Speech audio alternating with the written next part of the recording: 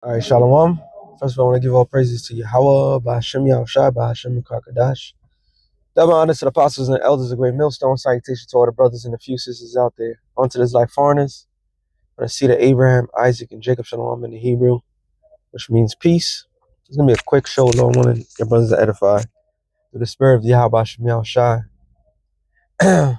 It was, well, I be candid. I had another dream that was very kind of prophetic. It was prophetic. So, in this dream in particular, I don't know how it started, but no, I know how it started. So I was just standing there, and some Edomite came in and bumped into me, like he moved his shoulder, and like he bumped into me, and then he wanted me to apologize. I was like, I ain't fucking apologizing for nothing. And then I got arrested. So I got arrested, and immediately after I got arrested, it's not like I went to jail or anything like that. It was a thing of I didn't get to go home. I was not going home against my will, but I was well taken care of. Like they made sure I was good. It wasn't weird. I understood where it was coming from in this particular dream, because then this is why this scripture came to mind. It says Proverbs 16:7. It says, when a man's ways please the Lord, he maketh even his enemies to be at peace with him. So yeah, some of us, everything that's written is written for our learning. And I guess that's gonna be my thing to say consistently, because we're coming into a time in our faith where some of us might end up being disappeared, all right, against our will. But that's not to say that you're gonna be tortured or any of that sort. And the Lord gave us prime examples in our personal lives. There's plenty of times at the job, in particular type of jobs, I had a straight up enemy. And instead of me getting laid off or in that sort, losing my financial benefits because this person got something against me, the Lord found favor, and either that person got removed or end up being in the job for a long time. And I had two accounts that happened to me in my personal life. I could bring out one. There was a dude I was working under, and he was from the Northern Kingdom, and I was working strictly under this dude, but he was treating me like straight shit. And people was like, yo, how can you take it? And I'm just, at the time I was like, it is what it is.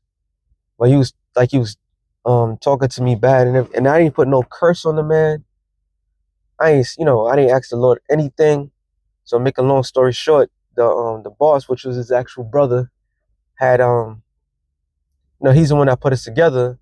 So he decided, nah, he gave me my own joint, and I was just working by myself, which I was happy. I was ecstatic. And the other, his brother, he gave somebody else and shit like that. So there was one day he was doing overtime. I barely was getting overtime in his job. And when I did the overtime, there was an ambulance and everything at the job site. So I was like, and the spirit told me like, yo, something happened to this dude. I mean, I was literally, but I didn't think nothing of it. I was just like, well, I hope, you know, something happened to this dude. I hope something happened to him, right? So the next day, it was on a Saturday I was working. And then so then that Monday, one of the guys, one of the coworkers saw me and he's like, yo, you heard what happened to your boy? I said, nah, what happened? And he told me like, yo, he was on a scaffold because I was working construction. He was on a scaffold, and he was on a top scaffold. He didn't put no guardrails around the scaffold. And he was high up. And he was using a machine to get to the top. He was an Ecuadorian. You know, sometimes they do shit backwards, but so what ended up happening is he fell from that scaffold. I don't know how long the shit was or anything like that. He fell on the scaffold. He busted his head, and they said that he got a cracked skull, and he can never work again. And I was like, oh shit. And that put things in mind because that brought fear to my heart. I was like, wow, I didn't even ask for it, and look what the Lord did. So a lot of times we have prime examples of when somebody does us dirty or in our surrounding, and instead of them coming to try to destroy you or lay you off, whatever, something that do to change your life for the worse, the Lord could find favor towards you. All right. And I was basically, I looked it up too. There's two accounts, but I'm gonna go to this one. All right, it says Jeremiah in jail. So if you all know, Jeremiah was locked up uh, because he spoke against the king. He spoke against the ruling class of Israel. And here it is, the AI overview. I was gonna go to the scriptures, but it's long. It says the prophet Jeremiah was in prison multiple times due to his prophecies, particular his warning for warning that Jerusalem would fall to the Babylonians. He was arrested on suspicious of desertion, beaten, and initially held in a dungeon in the house of the scribes. So he was beaten. Uh, he was beaten, and he was thrown into the dungeon. He was thrown into jail. He was taken against his will, right? And it says in a dungeon in the house of a scribe. Later, King Zedekiah,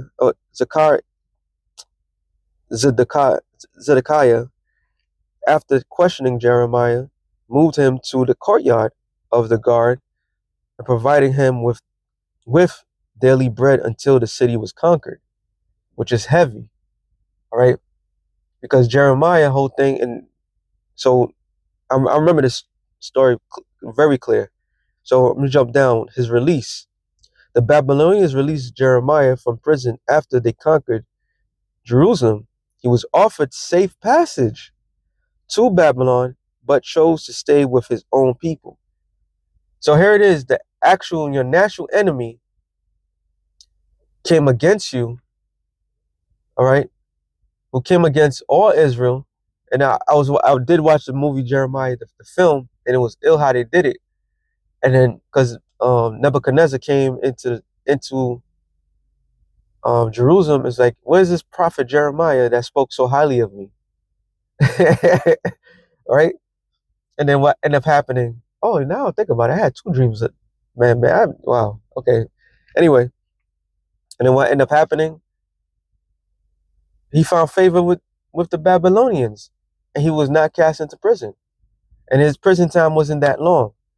To say this, to say that is, I'm gonna get this real quick. Revelation 3:10. No, I'm sorry, 2:10. It says, "Fear none of those things which thou shalt suffer. Behold, the devil shall cast some of you into prison." Just because Esau, the other nations, whoever, may put you in a compromising position through the spirit, if that's your lot to be prison and get your head chopped off, that's your lot. But that's not the end all to be all. All right. Everything was written, foretime was written for our learning. Also, I want to quote this real quick. I'm not gonna go through it. I don't make this too long. David. David was killing the Philistines and he was doing all sorts of things. If you read the scriptures, David seek refuge but with the Philistines to be aligned with them because he was running for Saul. All right. And if I'm not mistaken, when he went to present himself, he drooled and he was acting like he was retarded. And it was like, is this David? But yet the enemies of David found favor of David, because they're like, oh, if he did this to us, imagine what he's going to do to Israel. All right. So there's times in the scriptures it was written, everything was written is not a end all to be all. Like even this scripture says it. It says, behold, the devil shall cast some of you into prison, which they shall do, that you may be tried, and ye shall have tribulation 10 days, but thou shalt be thou faithful unto death, and I will give thee a crown of life. All right. So if you find to be faithful unto Yahweh Ba'ashem Yahushai, the Lord is going to present you with a crown of life. But not all men that serve the Lord are going to die in prison or going to get their head chopped off. All right. Because if that's the case, where would the glory of the Lord take place at? You know, the Lord didn't just brought up men out of this hellish world, made them a walking miracle just to forsake them when that time is to come. All right. Let me get this real quick. This is another example. Well, actually, I just quote it. The time when Paul had he had to run for his life. All right. And even the Romans had to interfere from the persecution of the Jews to get Paul. All right. I had it on deck, but I just want to make this quick.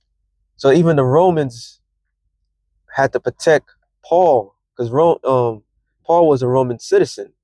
He had to be protected from the enemy, from his own people. So there's that example. All right. There's that example. So the Lord has very different outcomes to every brother. Let me get this real quick, and I'm gonna end it off on another one. Mark 9:1. It says, and he said unto them, verily I say unto you, that there be some of them that stand here with you, which shall not taste of death. Let me read it again. I'm sorry. And he said unto them, verily I say unto you, that there be some of them that stand here which shall not taste of death, till they have seen the kingdom of the Most High come with power. And this right here is a reincarnation scripture, because all the disciples which became apostles all had grievous deaths, except for whom? John. And to make even to prove it, that is even talking about now, that the last verse, it says, till they have seen the kingdom of the Most High come with power. So the apostles never seen the kingdom of Yahushua come to power. So that means that they have to be here today. All right. The great men back then have to see it. So some brothers are going to have to give up, the spirit, if that's your lot. Some don't. And even in that set, it's not always that you're going to be tortured. All right. The Lord could find favor for you. It's nothing for the Lord to even have your worst enemy. Hey, we talk about how AI is evil. And yay, even AI could say, you know what, we're not gonna kill this individual. All right, you don't know. We don't know what the Lord has in mind for anybody, but we live by faith. We get this last one, Hebrews 11:36. It says, and others had trial and cruel markings. It's talking about the prophets, and others had trial and cruel markings and scourges, yea, moreover, of bonds and imprisonment. So yeah, some brothers are going to be locked up, some brothers are not. They were stoned and they were sawn asunder. That was a brutal death. That was Isaiah, I believe. Were tempted, were slain with the sword. They were they wandered about in sheep's skins and goat skins, being destitute, afflicted, tormented.